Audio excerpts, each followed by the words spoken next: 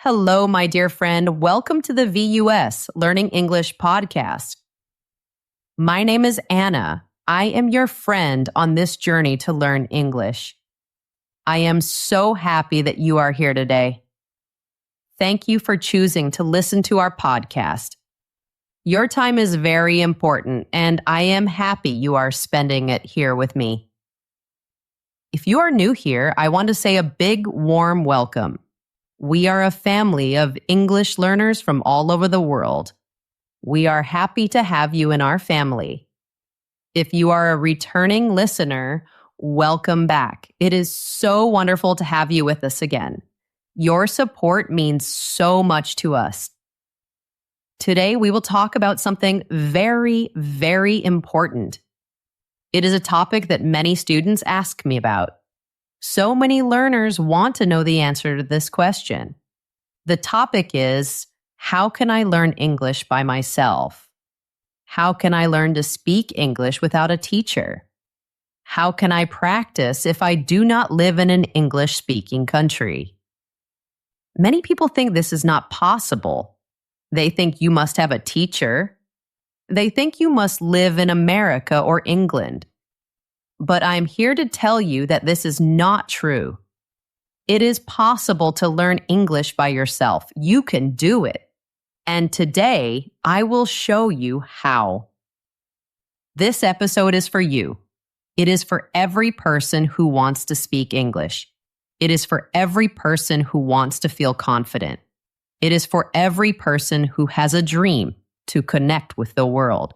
Thank you so much for joining me today. I'm very grateful you are here.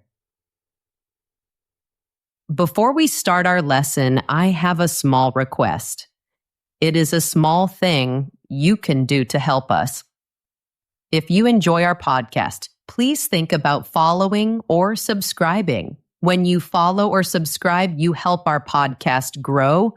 You help us reach more friends like you. You help us share this message with English learners all around the world. Thank you for your help. It means a lot. Now, I have a fun question for you. Where are you listening from today? I love to imagine where all my friends are. Are you in your home, in a comfortable chair? Are you on a bus, going to work or school? Are you walking in a beautiful park? I would love to know what country you are in. It makes me feel close to you. Are you in Japan? Hello to everyone in Japan. It is an honor to have you listen. Are you in Brazil? Hello from me to you in Brazil. Thank you for being here. Are you in India? A warm welcome to all my friends in India. Are you in another country? Maybe you are in Mexico or Egypt, or Russia, or Indonesia. Please tell me in the comments. I love to read your comments. I love to see where our listeners are. It makes me feel like we are all in one big room together. It makes me feel connected to you all. Okay, my friend. I think we are ready. Are you ready? Let's begin today's journey together. Let's learn something new. I want to start by asking you a question. Please think about your answer. How do you feel when you need to speak English? Think about a time you had to speak English, maybe at a shop or at work or with a tourist. How did you feel in that moment? Do you feel happy and excited? Do you feel ready and strong? Or do you feel a little scared? Maybe your heart starts to beat very fast. Boom, boom, boom, boom, boom, boom. Maybe your hands feel cold and wet. Maybe your stomach feels tight and strange. Maybe you feel a little sick. You want to speak. You have the words in your head. You know what you want to say. But the words do not come out of your mouth. Your mouth feels closed. It feels like the words are stuck. They are trapped inside you. If you feel this way, please know one thing. I want you to listen to this very carefully. You are not alone. Let me say it again. You are not alone. This feeling is very, very common. So many English learners feel exactly the same way. Millions of people feel this way. I felt this way for many, many years. So please, do not feel bad about this feeling. It is normal. I understand this feeling completely. I know it very well. I want to tell you a story about this feeling. I think this story will help you. Imagine a student. Let's give her a name. Let's call her Maria. Maria is a wonderful student. She is very smart. She works very hard. She studies English every single day. She reads English books. She learns many new words. She knows a lot of grammar rules. When she writes in her notebook, her English is perfect. Her sentences are beautiful. Her grammar is correct. She is a very good student. But when she needs to speak English, something happens. Something changes inside her. One day, Maria is at a coffee shop. It is a nice, friendly coffee shop. She wants to order a cup of coffee and a small cake.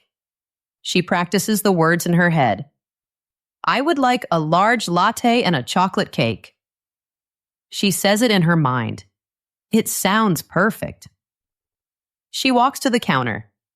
The person behind the counter is a young man. He smiles a big, friendly smile. He says, "Hello, what can I get for you today?" His voice is kind. Maria opens her mouth to speak. She is ready to say her perfect sentence. But suddenly her mind feels empty. It feels like a white, empty room. All the English words are gone. They have disappeared. She feels scared. Her heart starts to beat fast. She starts to think many negative thoughts. Her mind is full of fear. She thinks, what if I make a mistake?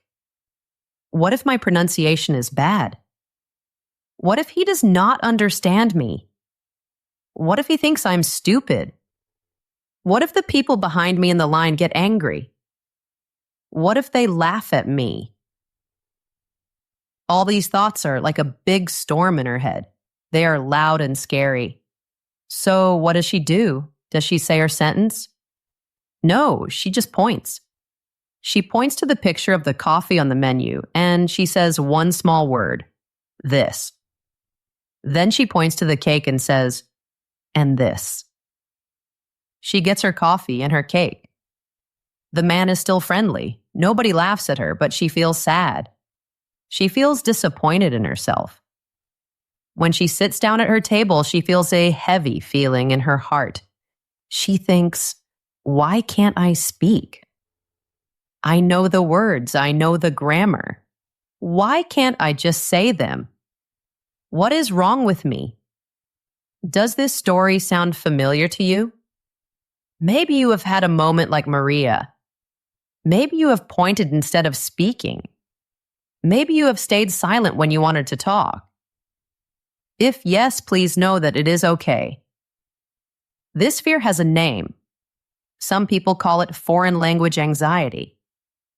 It is a special kind of fear. It is a fear of being judged by other people.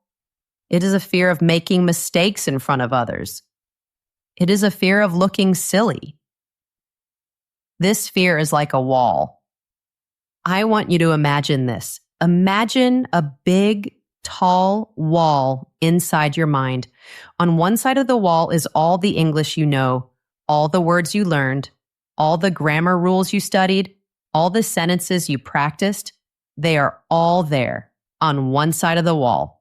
A beautiful, big library of English. On the other side of the wall is your mouth. Your mouth is ready to speak. Your tongue and your lips are ready to make the sounds. Now, when you are relaxed and happy, the wall is very low. It is just a small line on the ground.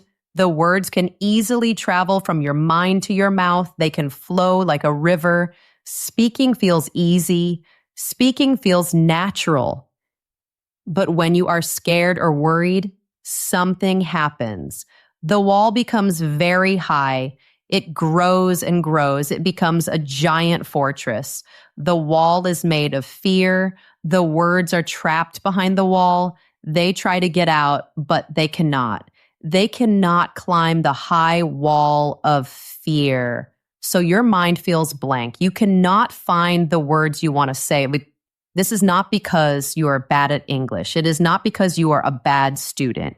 It is because fear is building the wall. Your fear is the problem, not your English. For many years, I thought the goal was perfection. I thought I had to speak English perfectly. I thought every sentence must be a beautiful piece of art, a masterpiece. I was so focused on being correct. I was so focused on not making mistakes. I was so scared of looking stupid. And because of this, I often chose to be silent. I chose to not speak.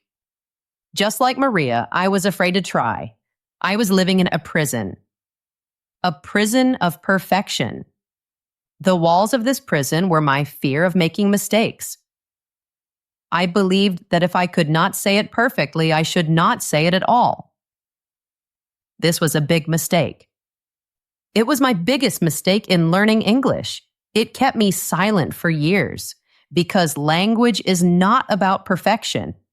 Language is not an exam. Language is about connection. It is about sharing your ideas with another person.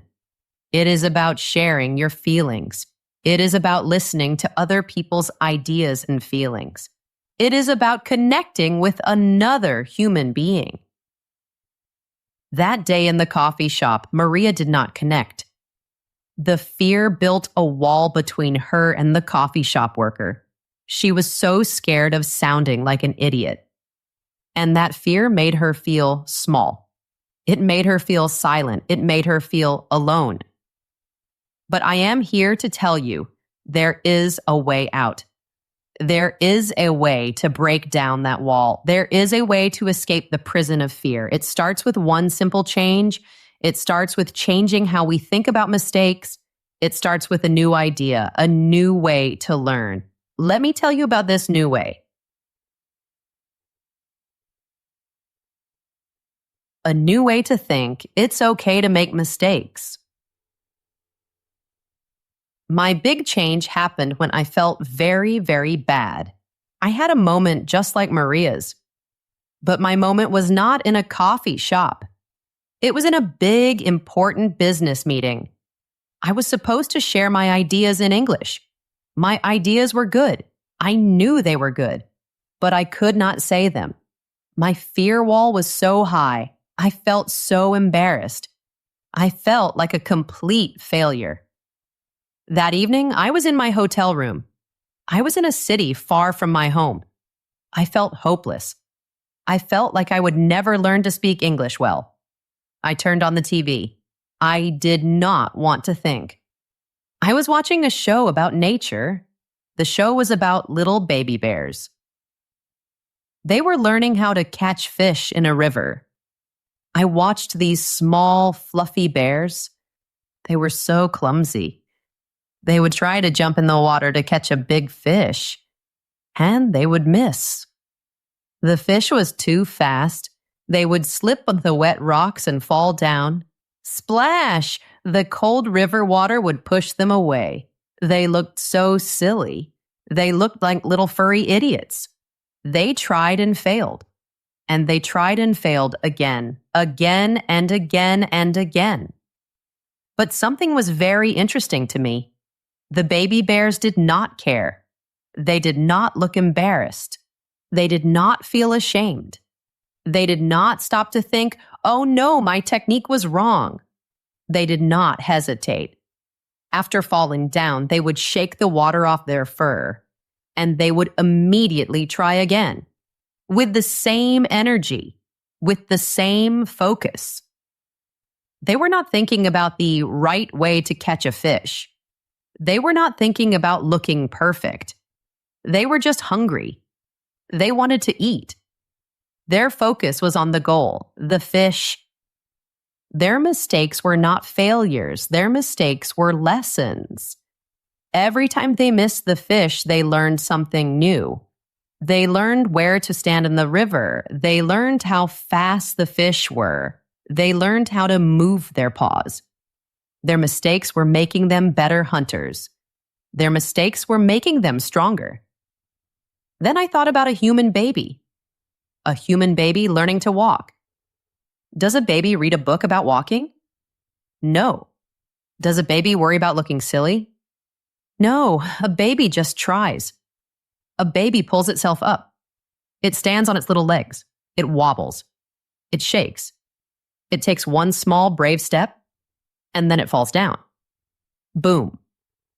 It falls down maybe 10 times in 1 hour. It falls down hundreds of times in a month. And what do we, the adults, do when the baby falls? Do we say, "Oh, you are so bad at walking. You should stop trying"? No, of course not. We smile.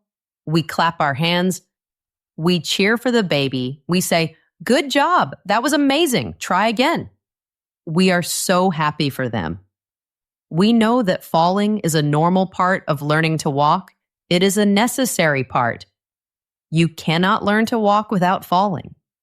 Falling is how you learn. Falling is how you get strong. And in that moment, in my quiet hotel room, a light went on in my mind. I had a big realization, a big new idea. I was trying to learn a language like a serious student in a library. I wanted to be perfect and correct all the time.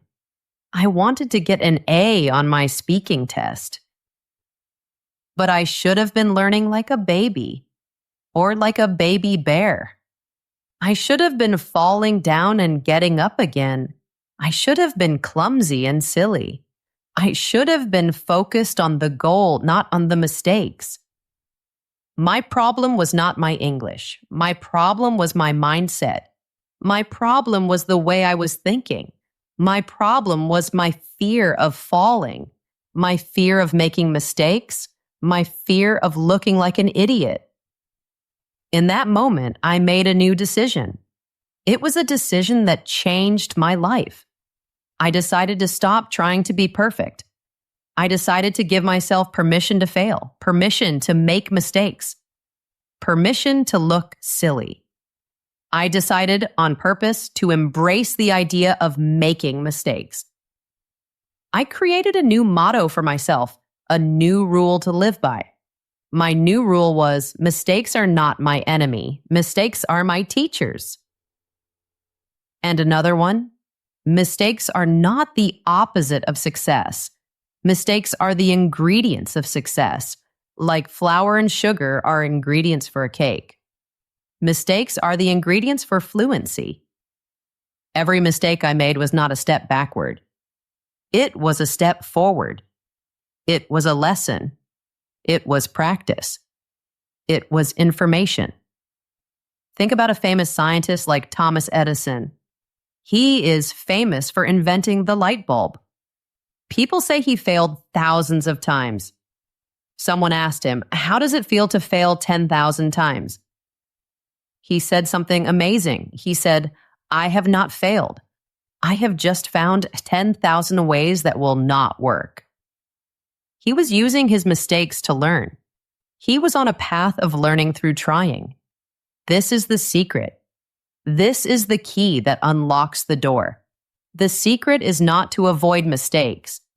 The secret is to look for them. The secret is to make mistakes and then learn from them. So I made a new goal for myself. My old goal was speak fluent English. That goal is too big. It's too vague. It made me feel scared. My new goal was very clear and very practical. My new goal was have 100 messy, imperfect, mistake-filled conversations in English. My goal was to fail 100 times. I decided to do this as fast as I could. I would collect confused looks from people like they were prizes. I would look for opportunities to make mistakes. Because I finally understood. I finally understood what learning really is. Fluency is not a beautiful, perfect statue you get at the end. Fluency is a strong muscle, like a muscle in your arm. How do you build a strong muscle? You go to the gym, you lift weights. It's hard, it's uncomfortable. You have to try thousands of times.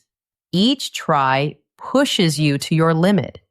Each difficult lift makes the muscle a little bit stronger. Speaking English is the same. Every time you speak, you are lifting a weight. Every mistake you make is part of the workout. It is making your English muscle stronger. I left my hotel room the next morning a different person. The fear was still there. I still felt nervous in my stomach. But now my relationship with fear was different. The fear was my guide. It was like a compass. The fear showed me where to go. If a situation made me feel scared, I knew I had to go into it. That was where the learning was. The prison of perfection was finally unlocked. I was free. I was free to be a beginner again. I was free to be a baby bear again. I was free to make mistakes. And for the first time, I felt I was on the true path to speaking English well. Now I want to share the exact steps I took.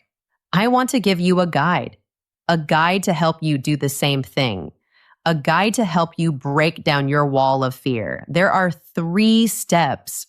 Let's go through them together one by one. Are you ready for step 1?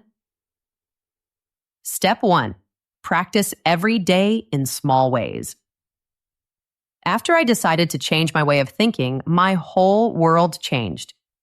Before, the world was a scary stage. I was an actor, and I was afraid of being embarrassed in front of everyone. Now the world was a giant classroom. Every person was a potential teacher.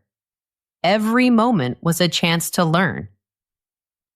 The first and most important step was this: practice every day in small, easy situations. I had to force myself to speak English every day, even if I sounded silly, even if I was slow, even if I made many mistakes. The point was to just do it. Think of it like this. When you feel fear, it's like a big monster. When you hide from the monster, it gets bigger and bigger in your mind. But when you face the monster, you see it is not so big. Every time you face it, it gets smaller. And you get stronger. You get braver. My first small practice was at the hotel coffee shop the next morning. The old me, the perfect me, would have just pointed at the menu. I might have said one word: coffee. This is safe. It is fast. It is silent. You get your coffee with no risk. But on this day, my mission was not just to get coffee. My mission was to have a messy conversation. My mission was to make a mistake. The barista smiled and asked, "What can I get for you?" My heart started to beat faster. That old feeling. The old fear tried to come back. The wall started to get higher, but I took a deep breath. I remembered the baby bears falling in the river. I remembered it was okay to be clumsy. I said, "Good morning." My voice was a little shaky. "I would like a big coffee. No, I mean a large coffee. With hot milk, but not very hot. And one, croissant. Is it fresh today?" My sentences were broken. I sounded like a robot. I paused a lot. I'm sure the people in the line behind me were getting impatient. The barista looked a little confused by my request for not very hot milk. I felt that hot feeling of embarrassment on my cheeks. My face felt red. But then I remembered my new rule. This feeling of embarrassment was not the enemy. It was the goal. This was a win. This was my workout. This was me lifting the weight. This was me building my muscle. So instead of looking down at the floor in shame, I did something new. I looked at the barista, and I smiled. A big, friendly, "I'm a beginner" smile. He handed me my coffee. He also gave me a pastry, but it was not a croissant. It was a muffin. He misunderstood me. A mistake happened. The old me would have been so embarrassed by this. I would have thought, My pronunciation is terrible. I am a failure.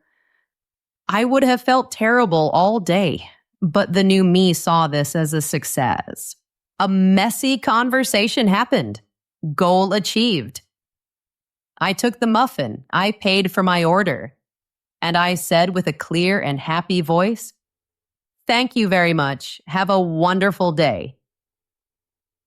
I walked out of that coffee shop with a warm drink and a muffin, but it felt like I had won a gold medal in the Olympics. I'd faced my fear. I had a real conversation. It was not perfect. It was messy. But it happened. I had survived. The world did not end.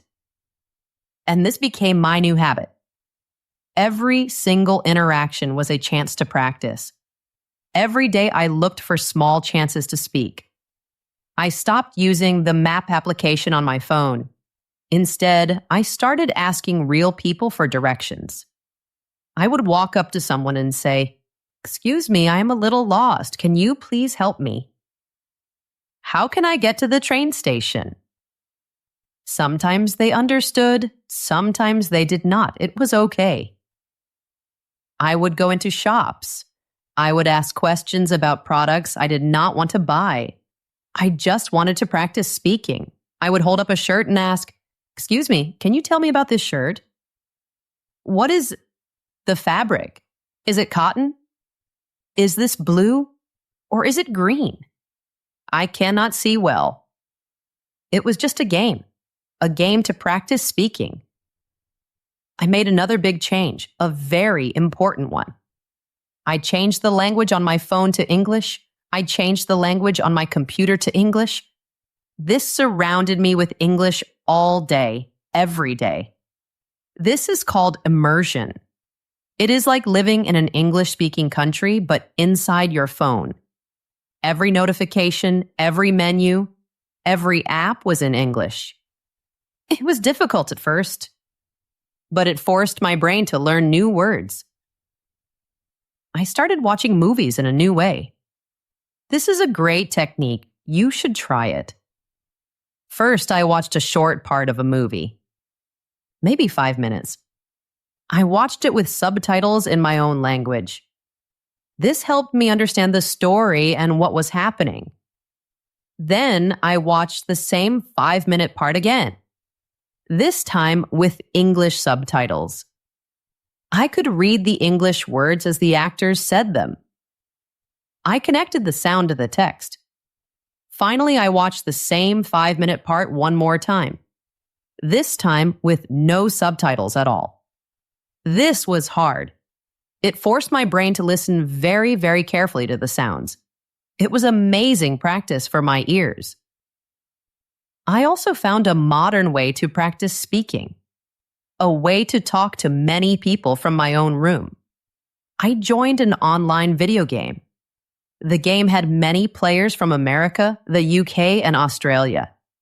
To play the game well, you needed to talk to your team. You had to speak English. This was a fantastic way to practice.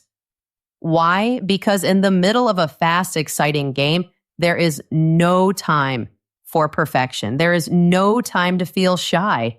You just need to communicate quickly and simply. Enemy behind you. I need help over here. Good job, team. My first few weeks talking in the game were very difficult. Other players sometimes laughed at my mistakes or my accent. It was hard. It hurt sometimes, but remember, my goal was to make mistakes. And it was incredibly effective. I learned so much slang, the casual words friends use.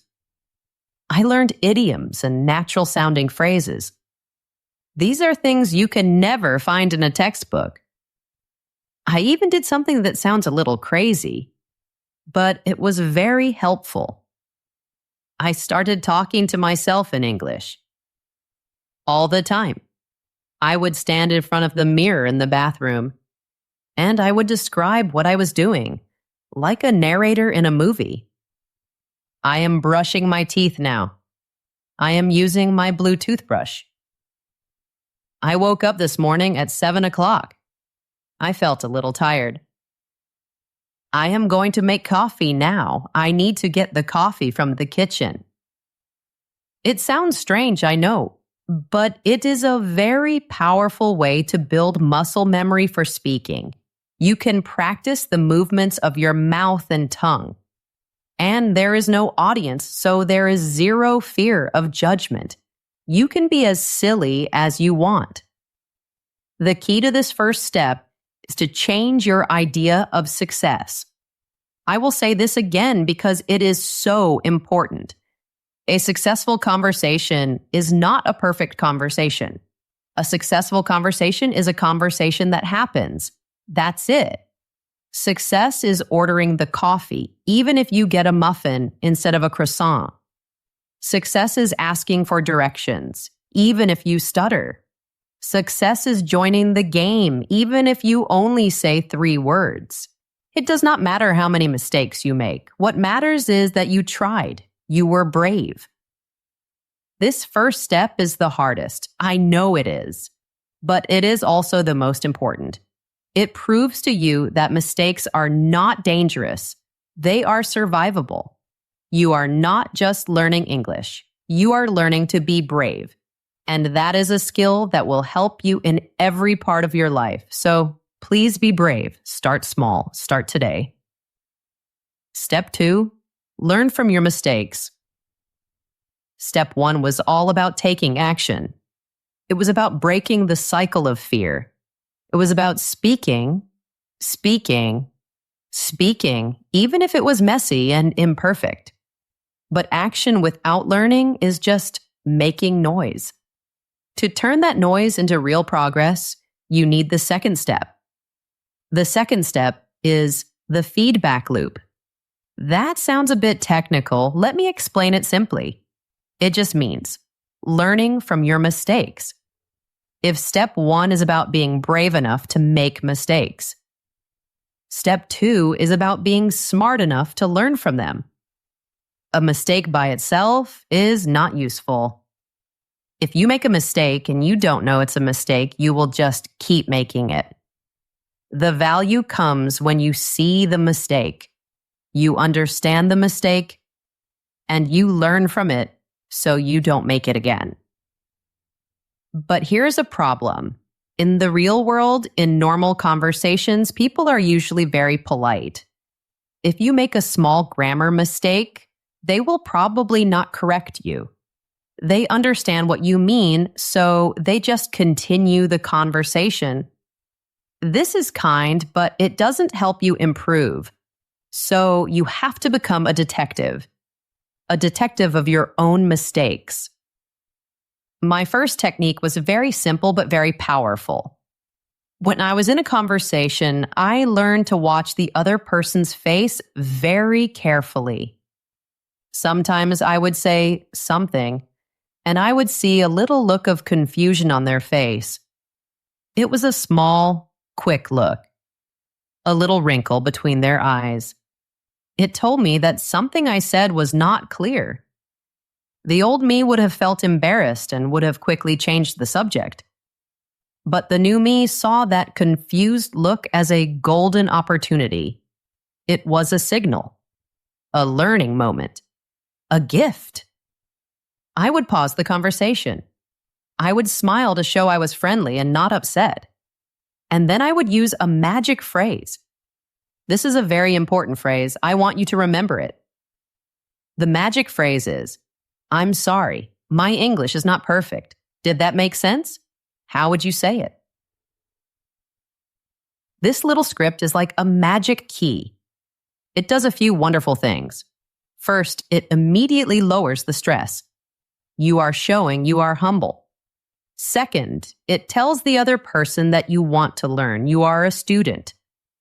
Third, it gives them permission to correct you without feeling rude. Most people are very happy to be a teacher for a moment. They love to help. Let me give you an example. I remember I was trying to buy a ticket at a train station. I said to the ticket agent, "I want to go at London." He gave me that little look of confusion. Immediately, I used my magic phrase. I said, "I'm sorry for my grammar. go at London is wrong? Is it to London? The man's face changed. He smiled a warm, kind smile. He said, yes, that's right, you go to London. Then he even explained the rule to me. He said we use to for destinations, like cities and countries. And we use at for specific locations, like at the station or at the ticket counter. This was a very short 2-second interaction, but it fixed that preposition error in my brain forever. I never made that mistake again. Why? Because I had asked for the correction. I was active in my own learning. It was not passive. I was a detective who found a clue. My second technique was a mistake journal.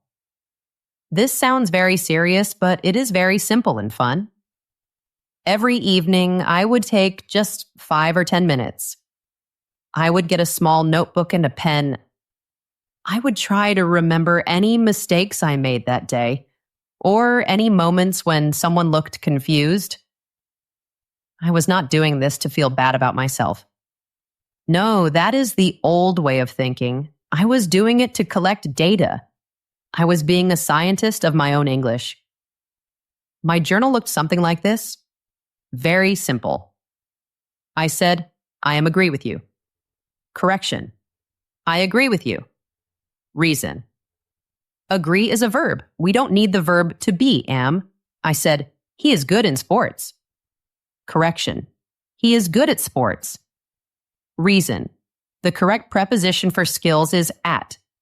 Good at English, good at cooking, good at sports. I said, thank you for your advices. Correction. Thank you for your advice. Reason.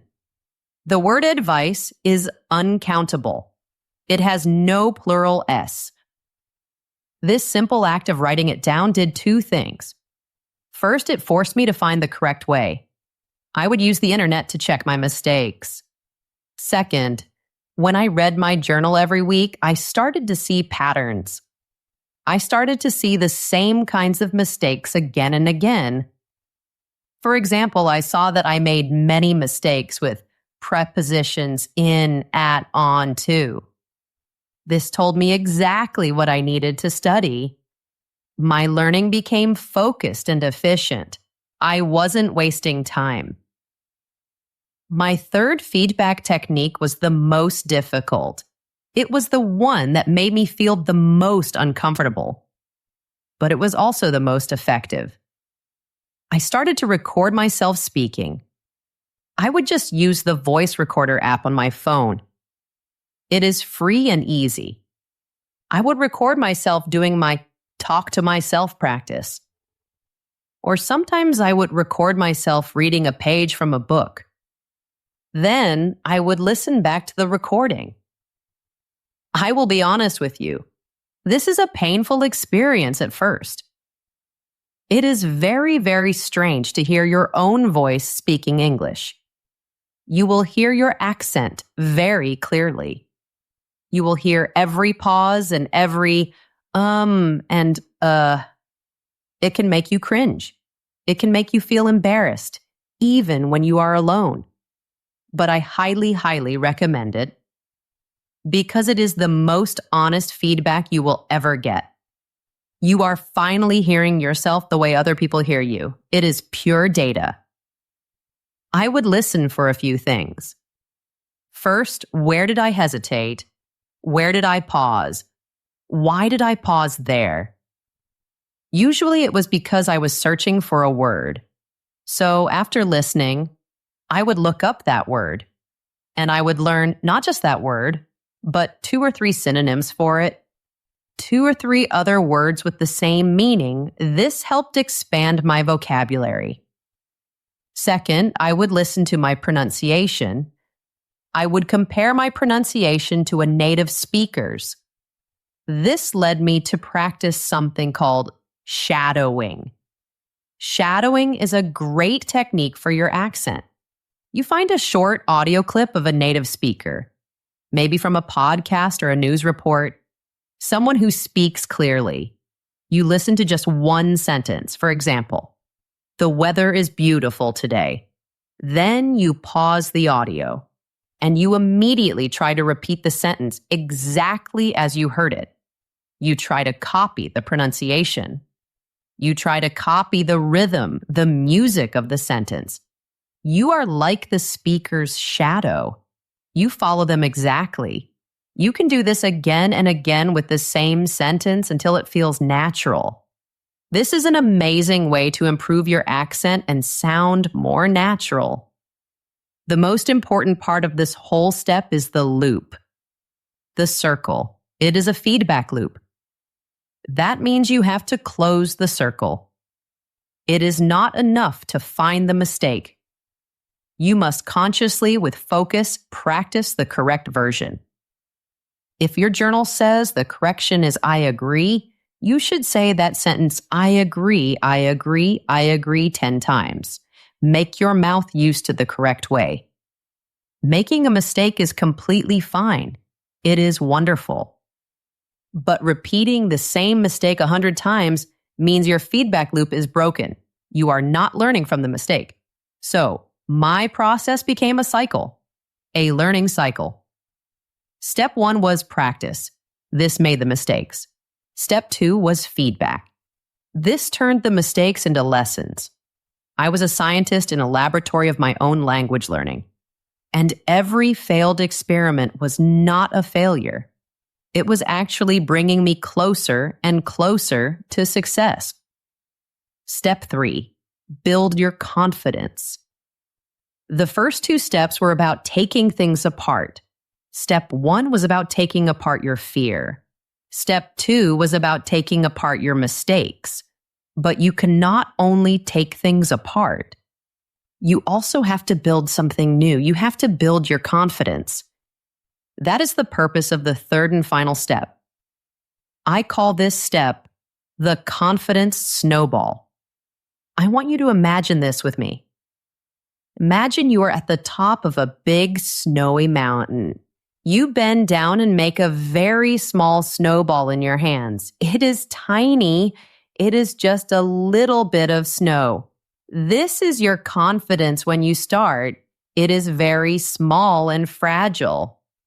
Now you gently push the small snowball. It starts to roll down the mountain. As it rolls, it picks up more snow. It gets a little bigger and a little bigger. The bigger it gets, the more snow it collects and the faster it rolls.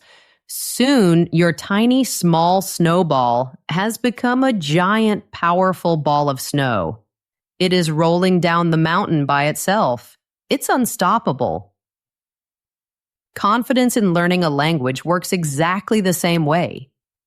At the beginning, the fear and self-doubt are strong. Your confidence is that tiny, stationary snowball. My first few attempts at the coffee shop and asking for directions, those were the first small pushes. I still felt like an idiot. I still felt nervous, but I had done it. And that was a tiny bit of snow added to my ball. Then something small happened. I learned a very simple joke in English. It was a silly joke. I practiced it by myself in the mirror many times. The old me would never, ever have dared to tell it to a real person. The risk of failure was too high. What if they didn't laugh? What if they didn't understand my pronunciation? The fear was too big. But the new me, the baby bear me, the one who was brave enough to make mistakes, decided to push the snowball. I was in a conversation with a friendly person I met. I took a deep breath. My heart was beating fast. And I told the joke. My grammar was probably a little bit wrong. My timing was not perfect, but the person laughed. A real, genuine laugh. They understood the joke. It was such a small moment. For the other person, it was nothing. Just a small laugh. But for me, in that moment, it was everything. It was the first time my little snowball had completed a full roll and gotten bigger. That small success, which was born from dozens of failures and practices, It gave me a tiny bit of real, warm confidence. And that little bit of confidence made the next conversation a little bit easier. The snowball was growing. The confidence snowball is about intentionally creating and celebrating these small wins. Step 1 and 2 focus on what went wrong, the mistakes. That is important for learning. Step 3 focuses on what went right, the successes. This is important for motivation. It is about changing the voice in your head. You change the voice from don't mess up, don't make a mistake, be perfect, to wow, look what I just did. I used a new word. I spoke for 1 minute. I did it. I started to set micro goals for myself. A big goal like I will have a fluent conversation is scary. It's too big. The mountain is too high.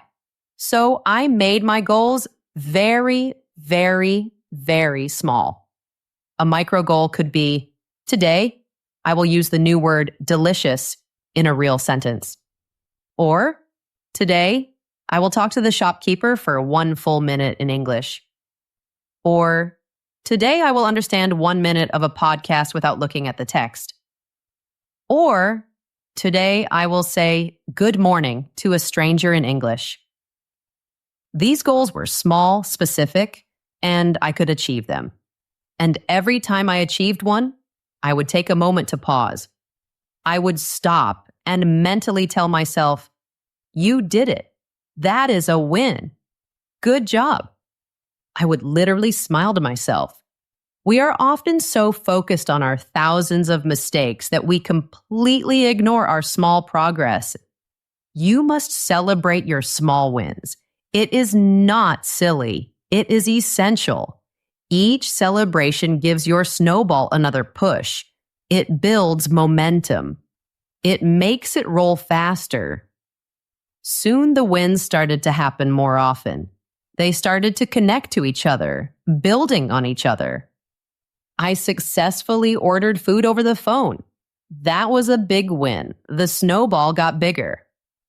I understood the main idea of a news report on the radio. That was another win. A bit more snow. I had a 5-minute conversation where I felt relaxed and not scared. A huge win. The snowball was rolling fast now. Each moment was another push on the snowball. And this created a beautiful, happy cycle. A good cycle. A positive loop. It looks like this. More practice led to more mistakes. More mistakes led to more learning from step 2. More learning led to more small improvements. More small improvements led to more small wins.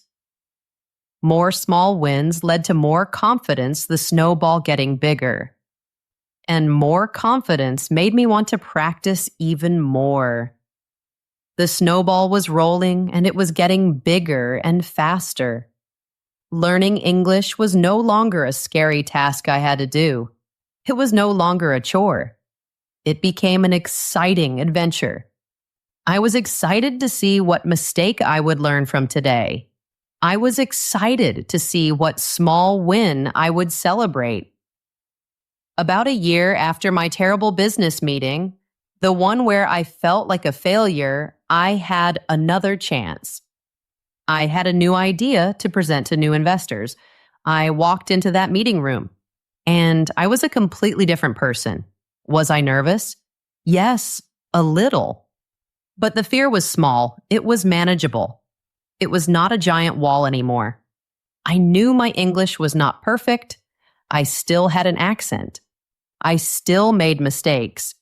And more importantly, I did not care that it was not perfect. My focus was completely different. My focus was on my ideas. My focus was on connecting with the people in the room. My focus was not on the perfection of my words. I was a baby bear focused on the fish, not on how I looked. During the presentation, I made a small grammar mistake. I said informations instead of information. I noticed it right after I said it. The old me would have panicked. My face would have turned red. I would have lost all my confidence. But the new me just smiled a little to myself. I calmly corrected myself. Sorry, I mean information. And continued speaking without losing my energy or my rhythm. It was not a moment of shame. It was a moment of confidence. It showed that I was in control of my English, even my mistakes. That day, I got the investment for my company, but I got something more important for myself. I earned their respect, not because my English was perfect, but because my passion and my ideas were clear. My journey of learning English with all its messy parts and all its mistakes had become a source of strength. It was no longer my weakness. So we come back to you, my dear friend. We are at the end of our talk today. Maybe you see yourself in this story. Maybe you feel that same knot of fear in your stomach that I felt. Maybe you feel the heavy weight of wanting to be perfect. Maybe you have your own Maria at the coffee shop story. You have been told that to learn English, you need more books, more apps, more classes, more words. But I am here today to tell you that the one thing you truly need more than anything else is permission. You need to give yourself permission. You are the only one who can do it. You need to give yourself permission to be imperfect. Permission to be awkward and clumsy like a baby bear. Permission to fall down like a baby learning to walk. Permission to fail, permission to sound like a beginner because you are a beginner, and that is a beautiful thing to be. The road to speaking English well is not a perfect, straight line. It is not a clean, easy path. It is a messy, winding, and sometimes embarrassing journey. And that is okay. That is the only way. The fear of making mistakes is the single biggest wall holding you back. But you can take it down. You can do it brick by brick. It begins with step 1. Practice every day in small ways. Choose action over silence. Choose speaking over pointing. Redefine your idea of success. Success is just trying. It continues with step 2. Learn from your mistakes. Turn every error into a lesson. Turn every confused look into a gift. Become a friendly detective of your own language. And it leads to step 3. Build your confidence. Celebrate every tiny victory. Set micro goals and achieve them. Create a snowball of confidence that cannot be stopped. For so many years, I believed my imperfect English was a weakness. I believed it made me look stupid. But I was completely wrong. The journey of learning it, the process of being brave enough to make thousands of mistakes. That journey became my greatest strength. It taught me things that no book could teach me. It taught me humility. It taught me that it's okay to not be the best. It taught me resilience. It taught me how to get up after falling down. And it taught me what courage really is. Courage is not the absence of fear. Being brave does not mean you are not scared. Courage is acting even when you feel fear. It is speaking even when your heart is beating fast. The person you are today, with your accent, with your hesitations, with your mistakes, you have a voice, you have ideas, you have feelings, you have a story. And your voice deserves to be heard. Your story deserves to be told. Please do not silence it because you are waiting for an imaginary day of perfection. That day will never come.